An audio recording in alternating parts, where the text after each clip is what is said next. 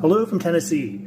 Today I'm going to follow up on something I mentioned in my last video about what type of collector am I becoming, and I have some of my collection out now to kind of talk through. I'm going to probably break this into two parts, and I'll be right back to get started.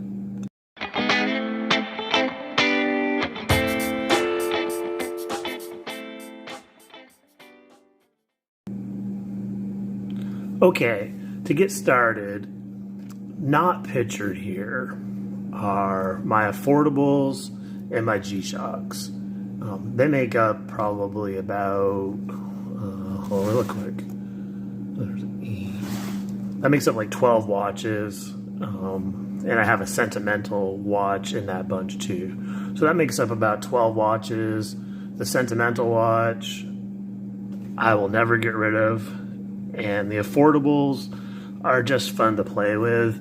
I occasionally may sell one of those, but to be honest, sometimes it's not worth the effort, and I've gifted a few too as well. So, but what I really wanted to talk about and go through is how I've kind of decided on the pieces of that are currently in my collection and what I call my top box. You can see right now in front of you there are 8 watches. I have 2 blank spots here because I have a couple incoming for those 2 spots.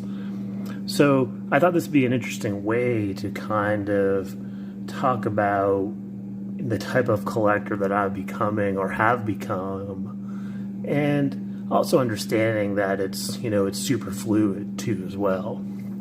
Before I start talking about the watches, I think what I want to do in this first segment is just talk about some general things that I've been really thinking about in terms of how I would categorize myself. And these 3 things came to mind when I really started thinking about it. And some of them seem like they're a little bit in opposition too as well, but hear me out. So I consider myself, in terms of how I classify myself as a collector currently, I feel like I am planned, impulsive, and deal-oriented.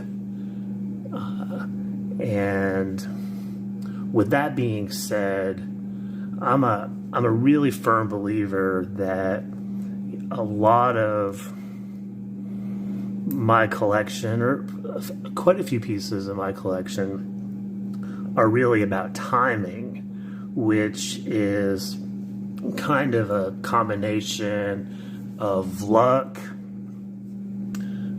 being plugged into the community, so that you kind of have a feel when people are moving stuff. One of the favorite things that we do a lot as collectors, especially in our close-knit communities, is called dibs.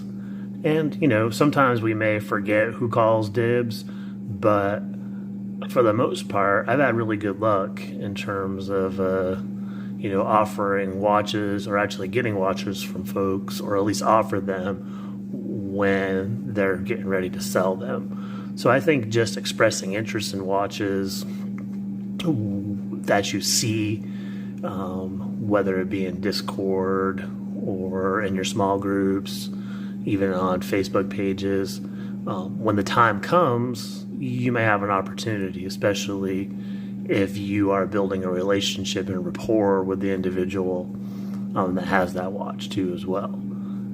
Because the reality is, and we said this, or this has been said by many, is that selling sucks. And so I think the default position of many is selling to people that you know and trust, however you get there. There are multiple ways to get there, but at the same token, that's a huge component of it.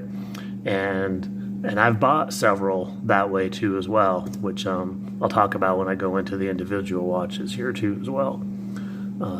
So again, what type of collector am I? I consider myself planned, impulsive, and deal-oriented. And I think a lot of it has to do, or how should I say that? I think a lot of how my collection has come about as a result of timing, luck, and being plugged into the community. So that's it for right now. I want to keep these short. I value everybody's time. I appreciate those of you that listen and chime in. I enjoy doing this. Allows me to think about the hobby, and I really do appreciate y'all listening. And as always, stay positive, make friends, and join the journey. I'll be back with another episode real soon. Take care.